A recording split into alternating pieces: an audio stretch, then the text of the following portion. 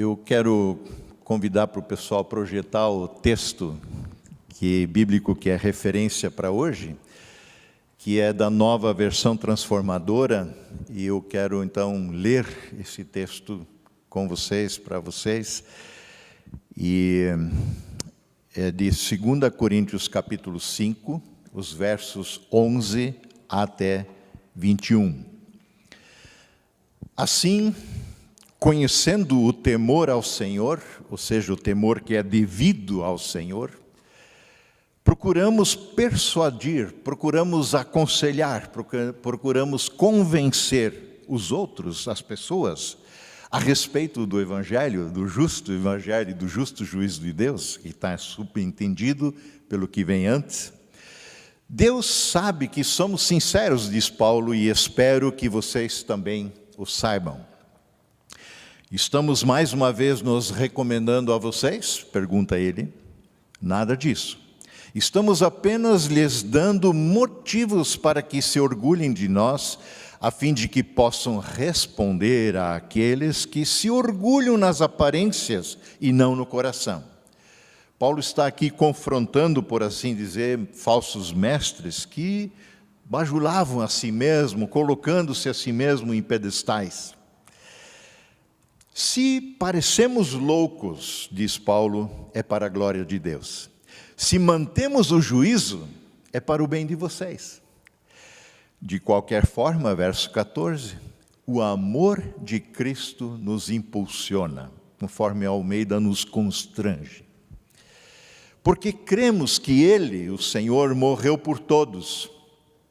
Também cremos que todos morreram.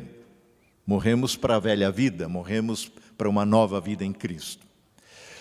Ele morreu por todos, verso 15, para que os que recebem sua nova vida não vivam mais para si mesmos, mas para Cristo, que morreu e ressuscitou por eles. Verso 16, portanto, não avaliamos mais ninguém do ponto de vista humano. Em outros tempos, Paulo se refere à sua vida passada e também dos judeus, de modo geral, pensávamos em Cristo apenas do ponto de vista humano, mas agora o conhecemos a Cristo de modo bem diferente. 17. Logo, todo aquele que está em Cristo se tornou nova criação, nova criatura, como diz Almeida. A velha vida acabou e uma nova vida teve início. 18. E tudo isso vem de Deus, aquele que nos trouxe de volta para si por meio de Cristo, ou seja, nos reconciliou consigo mesmo por meio de Cristo, na versão do Almeida, e nos encarregou de reconciliar outros com Ele, com o Senhor. 19. Pois em Cristo Deus estava reconciliando consigo o mundo, não levando mais em conta os pecados das pessoas. E Ele nos deu essa mensagem maravilhosa de reconciliação. Agora, verso 20, portanto, somos embaixadores de Cristo. Falamos em nome de Cristo. Deus faz seu apelo por nosso intermédio. Falamos em nome de Cristo quando dizemos, reconciliem-se com Deus. 21 e último, pois Deus fez de Cristo aquele que nunca pecou, um único pecado, a oferta por nosso pecado, para que, por meio dele, fôssemos declarados justos diante de Deus. Até aqui o texto bíblico. Paulo fala aqui de um ministério da reconciliação. Lembrando só que a palavra ministério meio que virou um status assim, né? Ministério pastoral, ministério da comunicação, está lá em cima. Ministério disso, ministério daquilo. Mas ministério é serviço, ministério é serviço. É isso que significa. Então Paulo está falando de um serviço da reconciliação. E no dicionário, reconciliar é pôr de acordo duas pessoas ou grupos desavindos que estão em desacordo.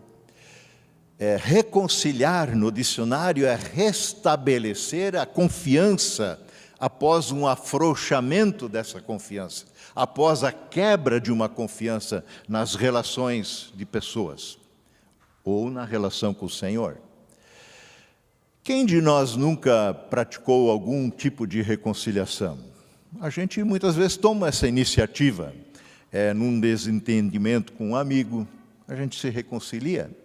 Um mal-entendido com um colega de trabalho, um colega de aula, um vizinho, uma vizinha. Uma briga com a esposa, uma discussão com o marido, uma desavença com o filho, filha, nora, genro, e por aí vai. Sogro, sogra. Nós, pessoas marcadas pelo pecado, que deixou sua marca profundamente em nosso DNA, estamos sempre de novo sujeitos a incompreensões, a desentendimentos, a rupturas que se fazem profundas, especialmente quando alimentadas por vaidades, por orgulho, por soberba, por arrogância. Muitas vezes a iniciativa partiu de nós mesmos, outras vezes, quem sabe, foi preciso até recorrer a um mediador. Quais seriam, então, os caminhos, os pressupostos que envolvem uma reconciliação? Primeiramente, é preciso lembrar que a reconciliação pressupõe que anteriormente havia um relacionamento sólido, um relacionamento saudável, que aconteceu, nesse contexto, uma intriga, alguma desavença, alguma incompreensão. A partir disso, há uma quebra nesse relacionamento, um afrouxamento, uma crescente desconfiança. E aí se faz necessário uma avaliação crítica, um arrependimento, o desejo de perdoar, o desejo de buscar perdão e, finalmente, a reconciliação. Ou seja, reconciliação acontece lá onde a alienação, a inimizade, a barreira ou um abismo é vencido e a unidade é restaurada. Mas de que ministério de reconciliação, de que serviço de reconciliação Paulo está aqui efetivamente falando no contexto dessa carta que a gente leu? Ele diz no verso 18, eu repito o verso: tudo isso provém de Deus, que nos reconciliou consigo mesmo por meio de Cristo e nos deu o ministério da reconciliação. Esse ministério, esse serviço da reconciliação, afinal, visa reconciliar quem com quem? Quem está brigado com quem? Quem está de mal com quem? Quem está de cara virada com quem? Quais relações estão rompidas, desfeitas, abaladas, que carecem de reconciliação? Paulo fala aqui, nos atendo ainda a Corinto, que Deus nos reconciliou consigo mesmo por meio de Cristo. É isso. Deus nos reconciliou consigo mesmo por meio de Jesus e a sua obra na cruz. Então, quer dizer que há uma briga, ou havia uma briga, um desentendimento entre nós, pessoas, e Deus, nosso Criador, entre criatura e Criador? Então, nosso relacionamento com o Senhor foi quebrado, a nossa comunhão com Deus foi rompida? Mas o que, afinal, se colocou, se interpôs entre Deus e nós? Paulo continua explicando aqui no verso 19 do texto já lido, e ele diz assim: ou seja, que Deus em Cristo estava reconciliando consigo o mundo. E aqui, obviamente, ele não só se refere às pessoas quando ele diz o mundo, Porque próprio Paulo vai falar em Romanos que, na verdade, toda a criação geme, aguardando essa reconciliação. Porque toda a criação foi afetada por essa quebra de relacionamento entre criatura e Criador. Porque o estrago que nós, como pessoas caídas, causamos a esse mundo é tremendo. Portanto, o que quebrou nossa relação com Deus, segundo esse verso 19, é o pecado humano. É o nosso pecado. Isso não se refere aqui a meramente uma coisa filosófica, imaginária. Isso não se refere aqui meramente a uma quebra de alguma lei moral. Não se refere também a um ato, um pecado em específico, em alguma coisinha que a gente fez. É bem mais sério e bem mais profundo do que isso. Ainda que o pecado sempre divide. O pecado sempre rompe, separa, quebra, mata, aniquila.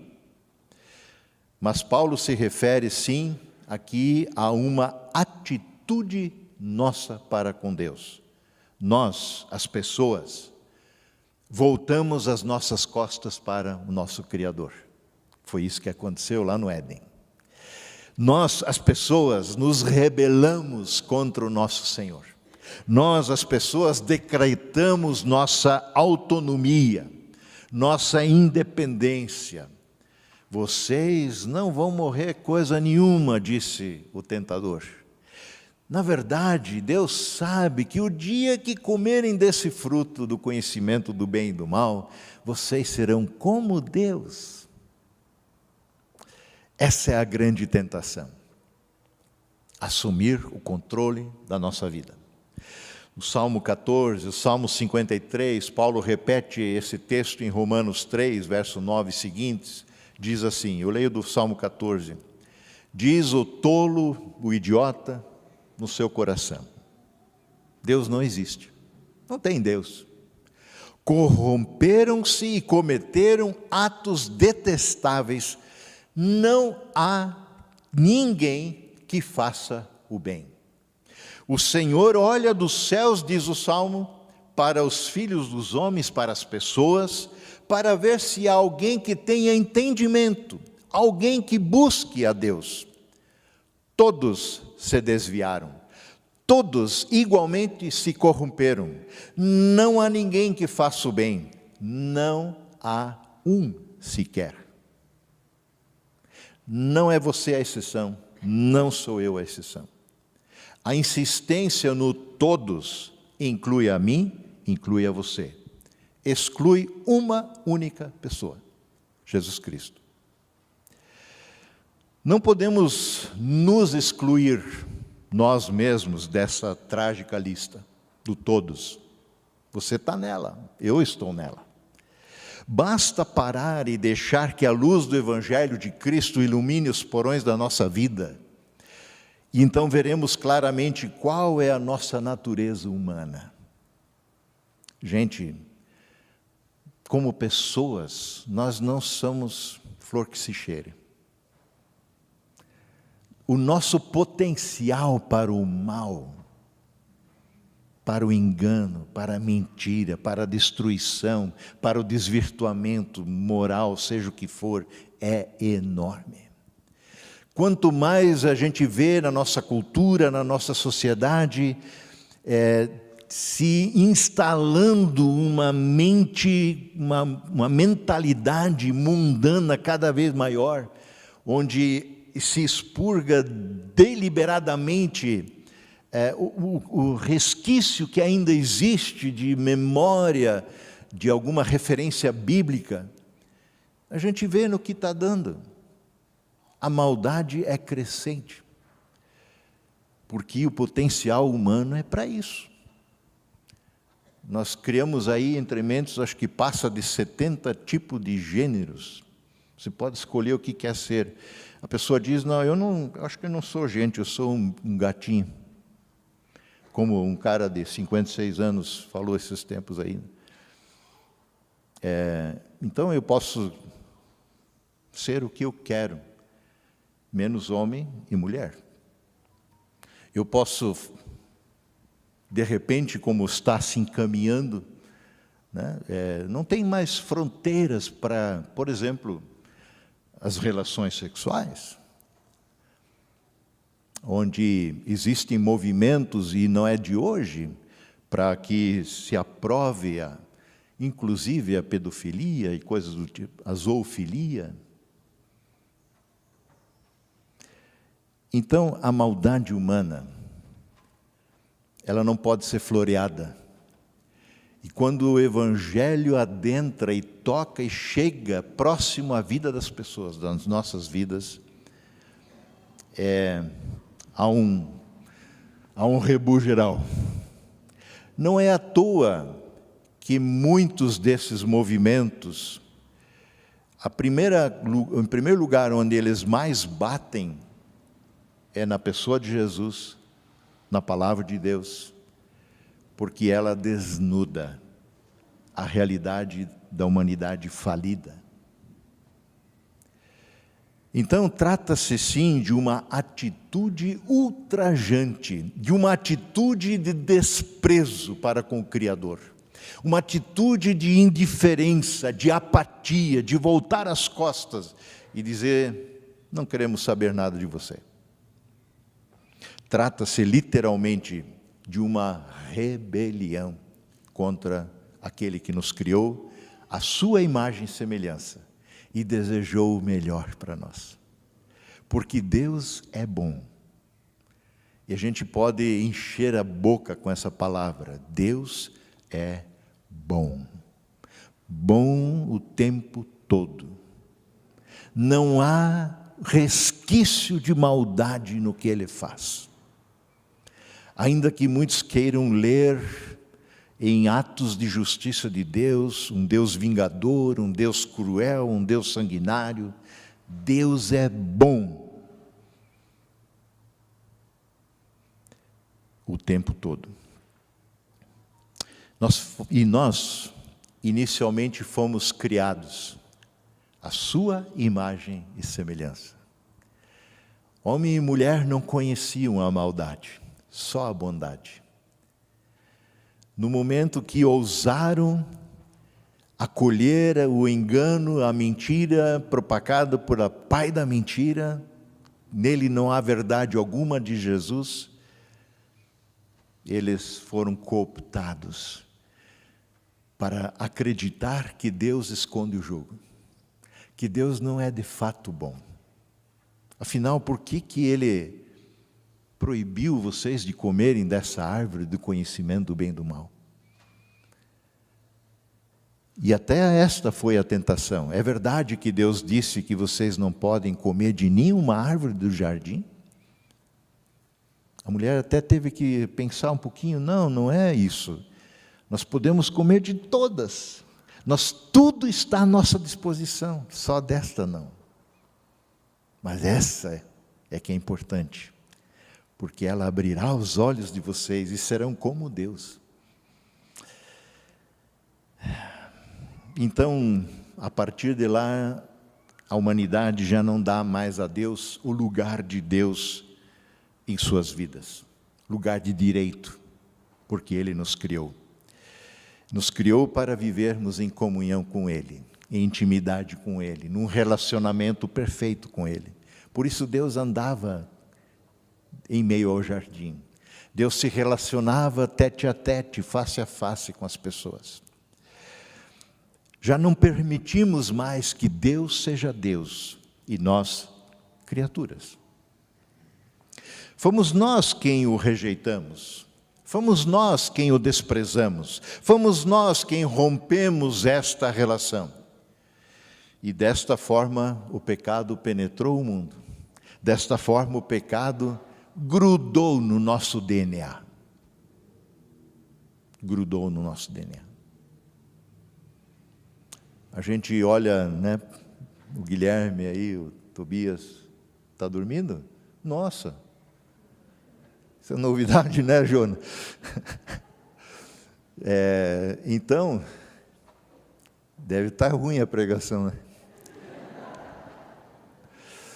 Mas assim, como é que uma coisinha tão inocente, bonitinha, o mal está dentro dele? Pois é, vem grudado no DNA. Dessa forma, o pecado passou a determinar também as nossas relações com Deus e uns com os outros. O pecado divide, o pecado rompe, o pecado machuca, ele fere, ele destrói. Não há nada de bom nele. Ele suscita vaidades, suscita inveja, prepotência, arrogância, orgulho. O pecado joga-nos nas trevas, torna-nos míopes, insensíveis. Voltados apenas para nós mesmos, enxergamos só o nosso umbigo.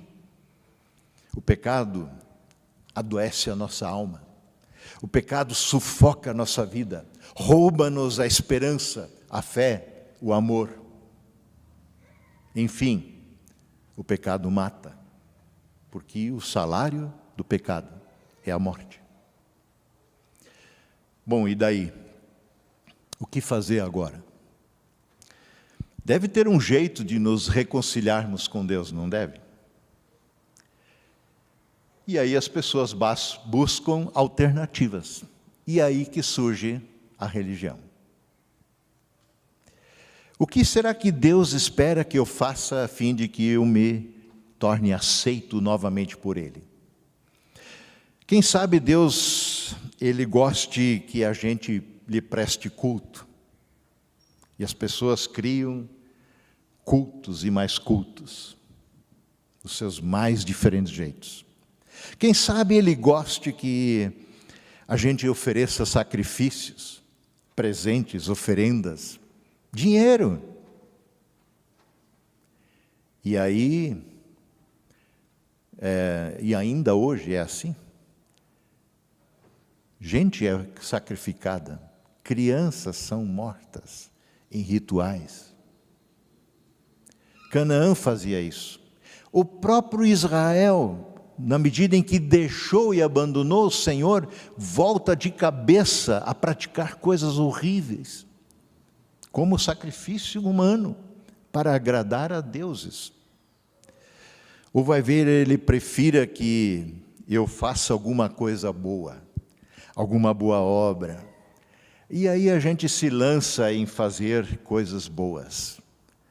E a gente, no final da vida, vai apresentar a conta. Em algum momento, Deus, está aqui a minha lista, olha só o que eu fiz. Dá uma olhada em quem eu me tornei. Eu tenho que ir para o céu. O Senhor tem que me abençoar. O Senhor sabe, eu sou uma pessoa especial.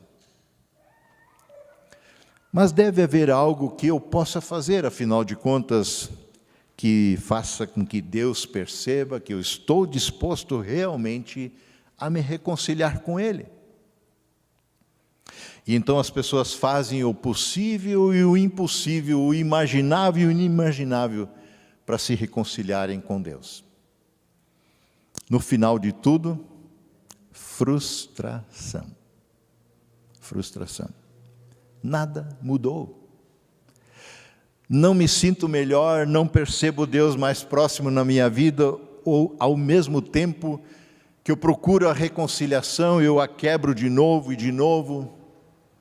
Religião não salva ninguém.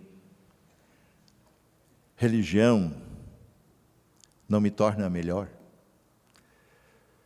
Porque, na verdade, como diz a palavra já no Antigo Testamento, aqueles que adoram ídolos, seja quais forem, também ídolos modernos, por exemplo, o dinheiro, se tornam semelhante àquilo que adoram. Servem aquilo que adoram. Existem para aquilo que adoram. E muitas vezes explode um grito angustiante em nosso peito que diz: meu Deus, o que me resta fazer? Na verdade, não há nada que possamos fazer. Isso é talvez a pedra de tropeço no que tange a fé cristã. No entanto, nesse grito de desespero e falência já reside o princípio da solução, vamos dizer assim. Quando me dou conta de que estou irremediavelmente perdido, condenado no fundo do poço, quando reconheço finalmente que não há nada, absolutamente nada que eu possa fazer para transpor este abismo, esta separação entre Deus e a criatura, para me reconciliar com Deus, para pagar a minha culpa, o que eu posso oferecer a Deus que já não é dele? Até a minha vida é dele. Ele me criou, ele me deu, ele pode tirá-la. Então nós começamos a clamar e esperar, finalmente, pelo socorro de Deus. Assim escreve Davi no Salmo 40. Não sei se o Marcos, tu, vai lembrar, que num tempo de juventude, a gente botou uma melodia nesse negócio. Esperei pelo Senhor. Já vai alguns anos nisso, né? Era uma gincana, e daí a gente colocou uma melodia nesse salmo. Nunca esqueci. Salmo 40, coloquei toda a minha esperança no Senhor. Ele se inclinou para mim, e Ele ouviu o meu grito de socorro. Ele me tirou de um poço de destruição, e Ele me tirou de um atoleiro de lama. Ele pôs os meus pés sobre uma rocha e me firmou num local seguro. Ele pôs um novo cântico na minha boca, um hino de louvor ao nosso Deus. Muitos verão isso e temerão e confiarão no Senhor. Muitos verão isso e temerão e confiarão no Senhor. Como é feliz a pessoa que põe no Senhor a sua confiança, diz o salmista. Como é feliz a pessoa que põe no Senhor a sua confiança e não vai atrás dos orgulhosos, dos que se afastam para seguir deuses falsos. No que se refere à nossa reconciliação com Deus, o primeiro passo foi dado pelo próprio Deus. Ele, que é a parte ofendida pelo nosso pecado, procurou primeiro a nós e propôs reconciliação. Este gesto, essa atitude é determinado pelo amor de Deus, que Ele é amor em sua essência. A parte ofendida procura o ofensor para propor reconciliação. Ele inverte o jogo. Isso vai na contramão de nossas atitudes mesquinhas. Quem me ofendeu, que me procure e faça, por favor, o que deve fazer, pedir perdão. E eu vou pensar a respeito. Afinal, eu fui muito ofendido. Eu não sei se vou perdoar tão rápido assim. Agora, Ele, o Senhor do universo, que é a parte ofendida, nos procura primeiro e propõe reconciliação. E mais, Ele mesmo também paga o preço dessa reconciliação. Tudo isso, diz Paulo em nosso texto, tudo isso provém de Deus, que nos reconciliou consigo mesmo por meio de Cristo e nos deu o ministério da reconciliação. Ou seja, Paulo segue, verso 19, que Deus em Cristo, Deus está em Cristo, estava reconciliando consigo o mundo, não lançando em nossa conta, os pecados, e nos confiou a mensagem, o ministério da reconciliação. Por que Jesus teve que entrar no meio dessa história? Não é um problema nosso com Deus? Não podemos nós mesmos resolver isso cara a cara, tete a tete com Deus? Porque Deus faz passar o processo da sua reconciliação conosco através do seu Filho Jesus. O problema é que nós, não conseguimos enxergar o nosso pecado como Deus o vê. Essa é a realidade. Nós encaramos o nosso pecado como fosse uma mera ofensa, um erro qualquer, um deslize, sem maiores consequências. Aliás, até é difícil, né, essa confissão em arrependimento, eu pequei. É uma palavra abominada, rejeitada, extirpada da nossa linguagem. A gente até admite, eu errei, você me desculpa. Porque assim, tem uma justificativa para o que eu fiz. Sempre tem uma justificativa. E se eu me justifico, é porque eu estou me desculpando. A culpa não está comigo. Está com alguém, está com a situação, mas não comigo. Eu apenas errei. O que a palavra nos propõe é: você pecou. Você ofendeu acima de qualquer coisa o Senhor que te criou. Arrepende-te até o pó da terra. Confessa o teu pecado e Ele te perdoará. Entendemos o pecado, lamentavelmente, como algo corriqueiro, banal, sem importância. Sendo assim, até parece que o problema está com Deus e não com a gente. Por que Ele é assim tão chato, tão rigoroso? Deus deve ter lá seus traumas, não é possível. Será que Ele, sendo quem é, não consegue lidar com a minha ofensa? Ah, mas para, né? Parece que Deus tem que fazer terapia. Será que Ele não consegue esquecer isso? Passar por cima desse negócio? Deixa para lá. Vai aí, começa de novo, deixa para lá. Afinal, Ele não é o Deus de amor? Por que então não simplesmente nos perdoa e pronto? Não estaria Deus fazendo uma tempestade num copo d'água? Será que a minha atitude foi tão grave assim, ao ponto de Deus ter que enviar o seu próprio e amado Filho, permitindo que Ele fosse cravado naquela cruz, morresse a minha morte, em meu lugar, em teu lugar? Mais uma vez, a resposta a essa pergunta está na visão distorcida do que vem a ser o pecado humano. O pecado, na perspectiva evangélica bíblica, não é tanto a transgressão de um código moral, mas é a quebra de uma aliança. É a quebra de uma relação de confiança. É uma inimizade que se interpõe, onde havia uma plena amizade. O pecado não é tanto um delito contra uma lei, mas uma rebelião contra o próprio Deus que nos criou e nos ama. Numa religião legalista, o pecado é a violação de algum tabu moral. Na perspectiva evangélica, o pecado magoa profundamente o próprio coração de Deus. Deus se entristece com o nosso pecado.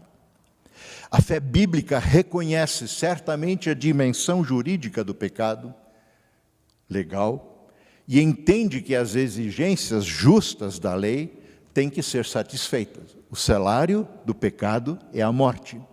Deus não pode revogar o que Ele disse. Por isso, quem morre essa morte é Jesus. No entanto, também percebe que o pecado é basicamente o rompimento de um relacionamento entre Deus e o ser humano, e nós. E que a nossa maior necessidade não é o pagamento de uma dívida. Nossa maior necessidade é reconciliação. Porque é uma aliança que precisa ser retomada. É uma relação de intimidade e amizade que precisa ser refeita. Afinal, a reconciliação restabelece relacionamentos. Mas o que tudo isso tem a ver com a paixão de Cristo? Eu acelero e termino. O significado mais profundo da cruz de Cristo, portanto, é que Deus, no seu amor incomparável, escolheu identificar-se com a nossa triste estado de aflição, com a nossa miséria humana. Deus adentra a nossa realidade. Pensem, isso é inimaginável. Como cantamos que todo joelho se dobrará desse hino de Paulo em Filipenses 2, ele deixou a sua glória inacessível, seu esplendor máximo. É como se de repente o sol viesse fazer morada dentro de uma pequena lâmpada. Não dá para imaginar.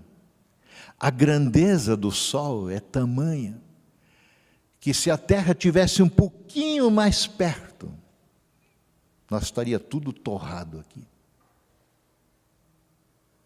Agora, o que acontece com Deus adentrando a nossa realidade é isso.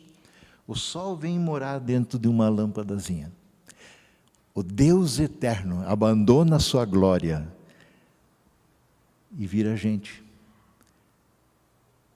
Maria concebe um bebezinho, um feto, que cresce, que nasce, que vira adulto e que, por amor, morre a nossa morte. O sofrimento de Cristo na cruz é o sofrimento de um amor vicário, um amor sacrificial, um amor em lugar de. E não simplesmente um sofrimento penal que cancela uma dívida humana. Salvação significa, portanto, que os méritos de Cristo são transferidos para o pecador deficiente. A glória de Jesus, o seu mérito, tudo que Ele fez, é colocado para mim, para a minha vida, para a tua vida. E Deus aceita isso como suficiente. E também que o perdão divino é estendido, é concedido ao pecador, que nada merece, e tudo isso somente por meio da fé. Cristo não só paga a penalidade pelo pecado, como Ele também faz muito mais do que a lei requer.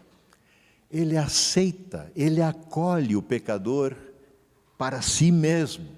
Ele adota aquela pessoa e a introduz na sua família, nos faz participar da sua família, nos faz irmãos e irmãs em Cristo.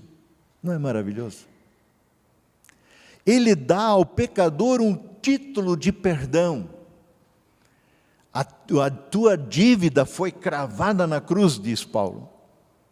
E também ele abraça o pecador, assim como o bom pastor vai em busca da ovelha perdida, a coloca sobre os ombros e vai sorridente para casa festejar com os vizinhos por um perdido que foi reconciliado. Assim como o pecado é mais profundo do que a mera transgressão da lei, também o amor é muito mais profundo do que as exigências da lei.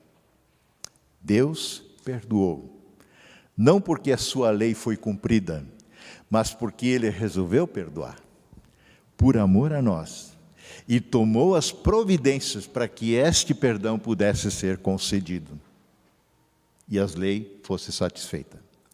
Esse é o ministério da reconciliação confiado a Paulo, confiado a nós. Portanto, diz Paulo, finalizando, somos embaixadores de Cristo. Nós falamos em nome de Cristo, como se Deus estivesse fazendo o seu apelo por nosso intermédio. Por amor a Cristo lhes suplicamos, diz Paulo, reconciliem-se com Deus. Deus tornou pecado, verso 21, por nós aquele que não tinha pecado algum, para que nele, em Cristo, nos tornássemos justiça de Deus. Você tem sido embaixador de Cristo? Quantas pessoas você tem acolhido, apresentado esse Evangelho, testificado esse Evangelho com a sua vida, com palavras? Você tem suplicado às pessoas, por amor a Cristo, reconciliem-se com Deus, ainda há tempo. Agora é o tempo favorável, diz Paulo em 6, verso 2, em Coríntios. A nossa reconciliação com Deus, o restabelecimento da comunhão com o Senhor, a nossa dependência e obediência a Ele, isso não pode ser meramente simulado na vida de alguém, sem que Cristo participe dela, por meio da persuasão, por meio do mero exemplo, ou de, quem sabe, uma boa educação. A gente não simula isso. Somente em Cristo somos novas criaturas. E em Deus tudo se faz novo.